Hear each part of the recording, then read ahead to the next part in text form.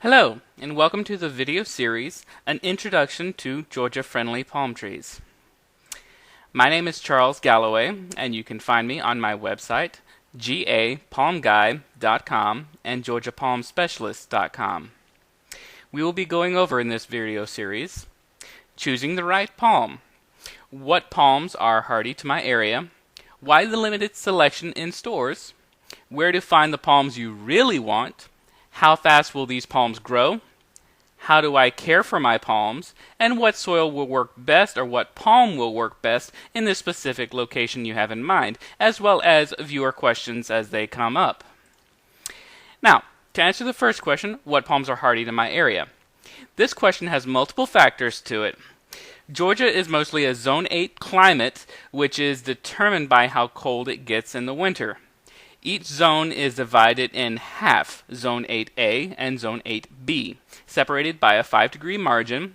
8A is 10 to 15 degrees, and 8B is 15 to 20 degrees. Most labels on the plants won't get that specific, so do your research before buying anything to protect your investment. Now, another climate factor is our winters. They are normally cold and wet, which also affects the cold tolerance of your palms. Let's take Texas, for example. Their Zone 8 is cold and dry in the winter, and also more along the lines of 8B, 15 to 20 degrees. Now, that gives them a little more of a range on what they can grow. Obviously, you can grow more in South Georgia than you can in North Georgia because you're more Zone 8B and almost 9A. Now, to answer the main question, the hardiest palms are the needle palm and the Sable minor.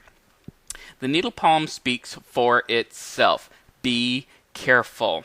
The trunk is covered with needles 2 inches long or more depending on the maturity of the palm. It's more on the shrubby side, and it does not get much of a trunk, so this palm will make a good accent to any area or understory palm. Now, the Sable minor, also known as dwarf palmetto, is also a low-growing palm, and it has more very showy fronds, some with actually a bluish color to them if you can find the right variety. Although this one's much safer, no needles. But again, it doesn't get much of a trunk, so you'll get kind of another understory look, but with a more tropical feel. Alright, the next palm up is the Windmill palm, which is the first palm that grows a tall trunk and will laugh at our Georgia winters. It has a fibrous trunk, but that can be stripped to have a more clean trunk. Although I've rarely seen this done, but it's a really good look nonetheless. Now, the next up is the Sable palmetto, also known as the cabbage palm. This palm is the most popular palm in South Carolina, Georgia coastal regions, and all over Florida. Now, this palm is very hard to find in my part of Georgia and usually acquired by a specialty landscaper. Some big box stores may occasionally get one in a 7 to 15 gallon size, but if you want one any larger, you will have to call around and expect to pay $250 or more. And also have to factor in the cost of installation because this is not a one-person job. This palm will also come with a hurricane cut and can take 6 months to a year to fill out. We'll include more details about that in another video. Now, the last two palms we're going to go over is the European fan palm and the Pindo palm. These palms are a little more tender and best used south along the line of Atlanta and I-20. The European fan palm can take a lot of time to grow as it's a very slow grower. So if you want one of any size, you're going to want to buy that ahead of time. Otherwise, be prepared to wait a really long time for the size you really want. Now, the European fan is a clumping palm and can average of 4 trunks or more.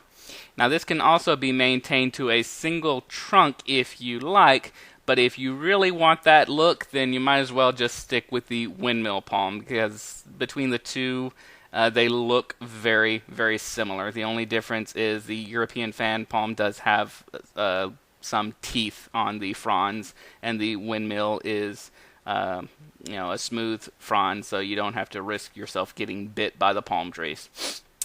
All right, now the Pindo palm. This one will give you the most tropical look that you can find with its more feather-like fronds, but pay close attention to the weather in the winter months. If the temps are scheduled to drop below 12 degrees at any time, be prepared to protect it with either a blanket or frost cloth or tarp, anything you might have on hand, and especially if there's supposed to be rain, sleet, or snow in the schedule within that time frame, because that will almost doom your palm.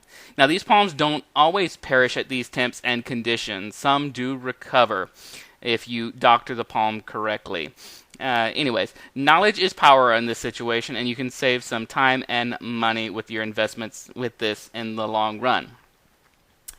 Alright, that concludes this first video. Thank you for watching, and please feel free to visit my GoFundMe-page.com.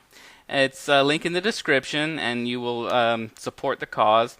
Based on your donations amount, I will answer your landscaping or plant-based questions, or you can also choose a Skype coaching session so you have the opportunity to ask as many questions within the allotted time frame as possible. You also have the option to receive Georgia-friendly palm seeds for your donation. Seeds will be ready in the late fall to early winter season, so keep this in mind when choosing this option. Thanks for watching, and be on the lookout for more videos in this series where I will go into where you can find the palms you really want and why the limited selections in the big box stores. I will also be doing some videos on each individual palm I mentioned earlier, and I may even talk about the more tender palms if I get enough questions about them. Happy gardening!